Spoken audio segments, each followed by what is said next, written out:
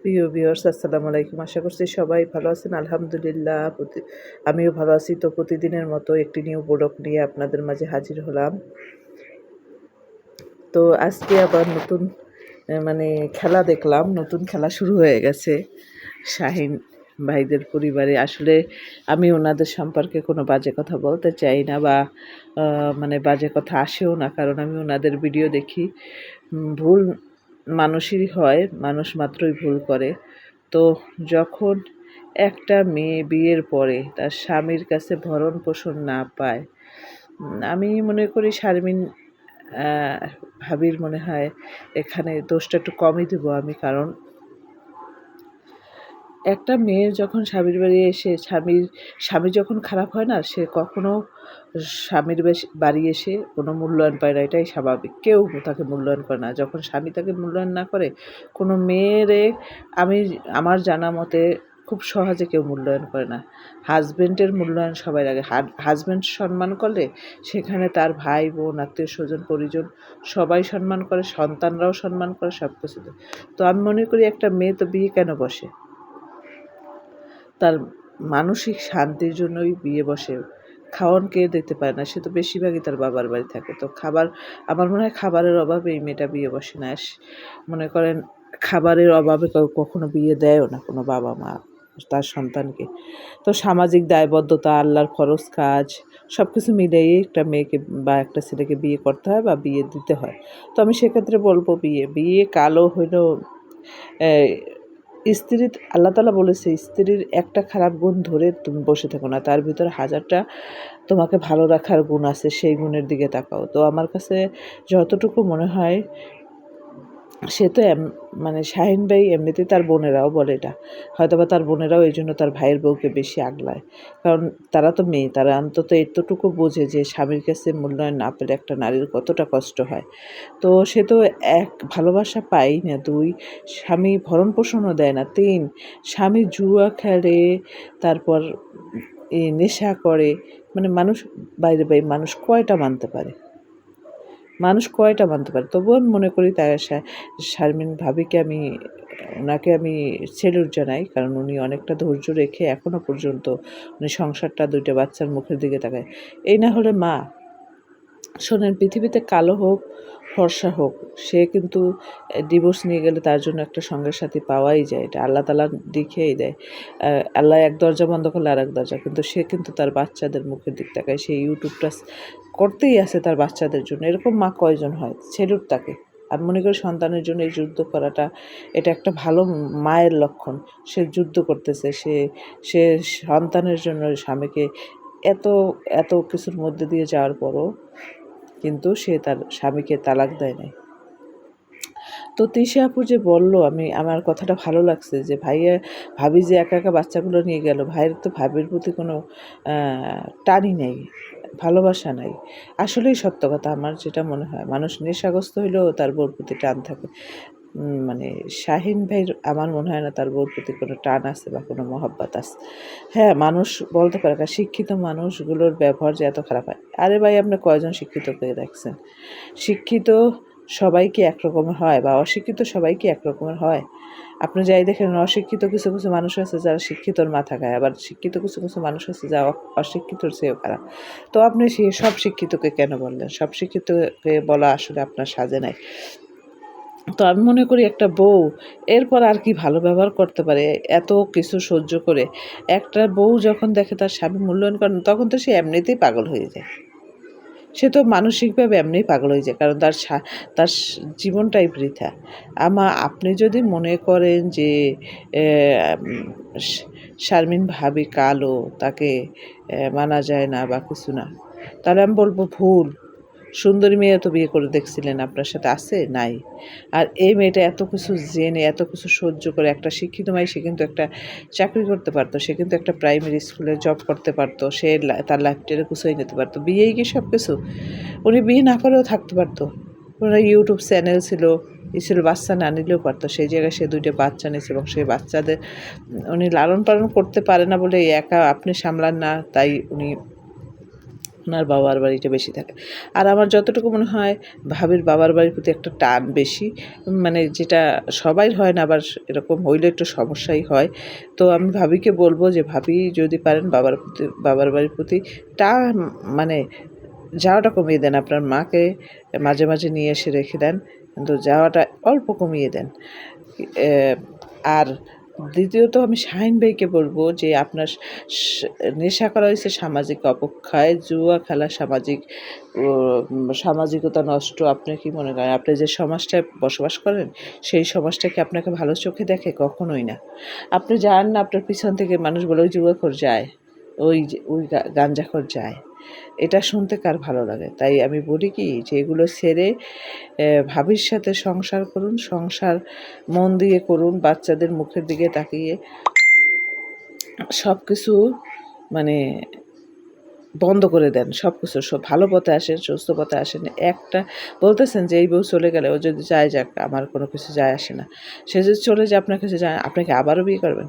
আসলে আরে ভাই, আপনি তো বিয়ে করে তার নিয়েও আপনি সুখী হইতে পারবেন। কারণ আপনার মতো পুরুষের সাথে কেউ সুখী হবে না। কারণ আপনি ভাবতে পারছেন না দোষগুলো আপনার। তা আপনাকে না হয় জুতো আপনি যদি ভিডিওটা না ছাড়তেন, আপনার জুতো যে মারছে এর জন্য তো আপনার বউটাকে সবাই বাসার ফ্যামিলির সবাই একটু হইলেও সিসি করতো, তাই না? মনে, মনে সিসি করতো যে আমার ছেলে আপনি আপনার কিছু হইলেই সেটা ইউটিউবে প্রচার করে দেন কেন? ওটা তো আপনার বউ, আপনার সহধর্মিণী। আপনি রাগ করে ২ দিন কথা না বললে তো উনি শিক্ষা হয়ে যেত। আপনি কেন মিডিয়া তারপর যদি তারপর আপনার নামে উনি যে বোমাটা ফাটাইল, তো সেইটা তো মনে করেন যে আমি মনে করি এ খারাপ কিছু হয় নাই। বোমা ফাটানো খারাপ কিছু হয় নাই। তো আমি মনে করি যে শাহীন ভাই, উম আপনার ম্যাচিউরড হওয়া উচিত। আপনি সবার বড়। আপনি সবার বড়। সেই তুলনায় আপনি আনম্যাচিউরড। আমি মনে করি। আপনার ভিতরে কোনো ভার দিক নাই। আপনি যে একটু নেশাগ্রস্ত, সেটা আপনার আচার-আচরণ দেখলেই বোঝা যায়। নেশাগ্রস্ত মানুষের কোনো ভারসাম্য থাকে না। আর আপনি যে YouTube থেকে টাকা কামাই করেন, সেটা কোথায় যায়? আপনি সংসার কেন খরচ করেন না? আপনি কেন নেশা করেন? কেন আপনি করেন না? সংসার তো আপনি অসুখী করে ফেলছেন। আপনি অসুখী করলে কে কি করবে বলেন? দোষ সবসময় নারীদের দোষ হয়। আসলে আমি মনে করি শারমিন ভাবি অনেক ধৈর্য ধরছে। তবু ভাবিকে আমি রিকোয়েস্ট করব, ভাবি আপনি ধৈর্য যখন ধরছেন আরও ধরেন, বাচ্চা দুটোর জন্য ধরেন। ডিভোর্সের কোনো দরকার নাই। আলাদা যদি আপনি বাসা নিয়ে থাকেন, থাকেন। কারণ ওই বাচ্চা দুইটাকে কখনো মেয়েটাকে বিয়ে দিতে হবে, ছেলেটাকে বিয়ে করাতে হবে। তারপর আপনার একটা অন্তত মনে করবেন যে আপনি তো ডিভোর্সই না। যা গেছে, গেছে। জীবন তো আমি মনে করব জীবন তো আপনার শেষ। এখন আপনার বাচ্চাদের জন্য আপনি সুন্দর ভবিষ্যতের জন্য আপনি তাকে ক্ষমা করে দিয়ে আমি মনে করি তার সাথে থাকলে তো ভালো। আর যদি নাও থাকেন, আলাদা থাকেন, তাও মনে করেন ডিভোর্স নিয়েন না। এটা ভালো না। ডিভোর্সও একটা সামাজিক অবক্ষয়। এখন কথায়, কথায় ডিভোর্স হয়ে যায়। এখন কথায়, কথায় মানে সংসার ভেঙে যায়। এগুলো আসলে আমরা যারা আপনাদের ভিডিও দেখি এরা আশা করি না। এটা মনে করেন আমি মনে করি শাহীন ভাই আপনার সাথে ভালো ব্যবহার করে এবং সুন্দরভাবে সংসার চালান। একটা ছেলেই পারে একটা সংসার সুন্দরভাবে চালাতে। একটা ছেলের মাধ্যমে সম্ভব সংসার সুন্দর করা। সেই জায়গায় যদি সেই নষ্ট হয়ে যায়, সেই নষ্ট পুরুষ নিয়ে আসলেই সংসার করা যায় না। আসলে আমি মনে করি সবারই নিজেদের একটা মানে ভালো লাগা থাকে। এই মেয়েটা আসলে কি নিয়ে থাকবে? ভালোবাসাও পায় না, ভরণ-পোষণও পায় না, জামাই নেশা করে। আসলে যে কি করবে আমি আসলে বুঝতে পারি না যে আসলে এখানে কি বলবো? আসলে এখানে সাজেশনটাই বা কি দেবো আমি বুঝি না। তো আমি মনে করি যে আপনারা আপনাদের বাচ্চাদের মুখের দিক চেয়ে ২ জনে ভালো হয়ে যান। মানে ভালো থাকেন, কারণ এটা দেখতেও ভালো লাগে। আমি মনে করি আমি আল্লাহর কাছে বলি, আল্লাহ পৃথিবীর সমস্ত মানুষ যেন ভালো থাকে তার সন্তানদের নিয়ে, তার হাসব্যান্ডকে নিয়ে। হাসব্যান্ড খারাপ হওয়ার অনেক বড় যন্ত্রণা একটা নারীর জন্য। একটা নারী আসলে টাকা-পয়সায় আটকায় না, ভালোবাসায় আটকায়, ভালো ব্যবহারে আটকায়, সম্মানে আটকায়। একটা মেয়ে কখনো টাকা-পয়সায় আটকায় না।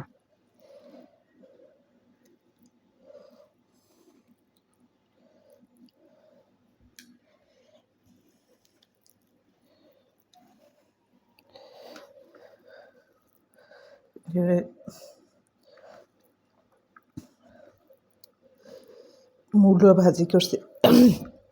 মূলো ভাজি আজকে মাছ রান্না করছি, কিন্তু আমি খাবো না। আমার ভর্তা হইলে কিছু লাগে না, আমি ভর্তা দিয়ে ভাত খাবো।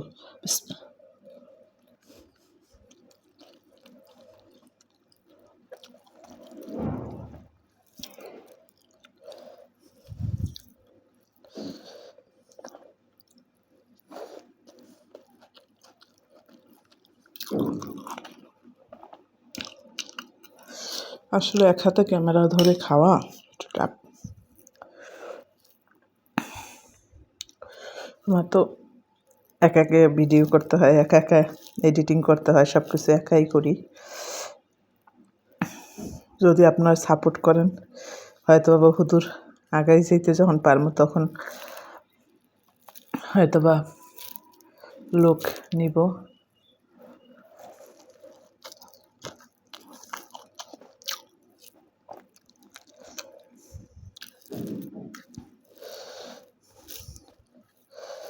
সবাই একটু ভালোবাসা দিয়ে পাশে থাকবেন। আপনাদের ভালোবাসা পেলে আপনাদের সাথে একটা পরিবার করতে পারবো আমি। একটু ভালোবাসা দিয়ে পাশে থাকবেন। একটু আপনাদের পরিবারের ভালোবাসার মানুষ হয়ে থাকতে চাই। এটা আমার পরিবারের বাহিরেও একটা পরিবার। আপনারা আমার খুব আপনজন, আপনারা আমার একটা পরিবার।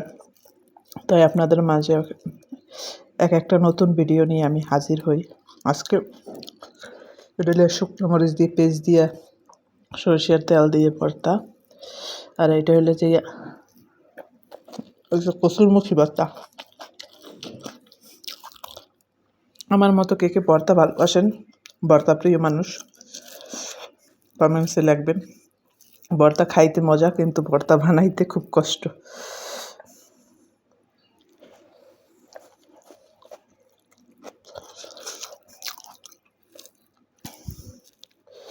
তো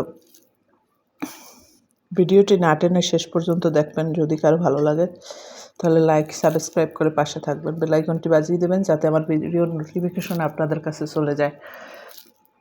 তো এই দেখেন, একদিকে কাঁঠাল খাইলাম একটু আগে।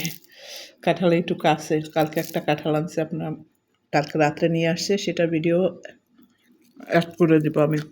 তো সকালে কেউ কখনো খাইছেন কিনা জানি না, আমি আর আমার হাজব্যান্ড রুটি দিয়ে, আজকে রুটি দিয়ে তারপর কাঁঠাল দিয়ে আমরা আজকে নাস্তা করছি, রুটি দিয়ে কাঁঠাল খেয়েছি।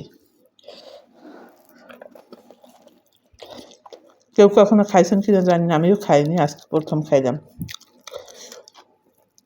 আজকে প্রথম নতুন করে ট্রাই করছি। তো আমার ছেলে দেখবেন ভর্তা, আজকে ভর্তা না, আজকে অর্ধেক ভাত খাবে, অনেক ভাত খাবে আজকে আমার বড় ছেলেও আমার মতো ভর্তা পাগল। যদি আমি এখন আর বেশি ভাত খাইতে পারি না, ভাত খাই না, কারণ ভাত খাইলে ওজন অনেক বাড়ে, সমস্যা হয়, আমার হাঁটুর হাড় ক্ষয়, তো ওজন বাড়লে হাঁটুতে ব্যথা হয়। এই জন্য মনে করেন আমাকে ভাঙতি যত রোজা আছে সেগুলো মনে করেন শুক্রবার, বৃহস্পতিবার আর সোমবার করে রেখে দিচ্ছি, যাতে ভাঙতি রোজাগুলো কাবার হয়।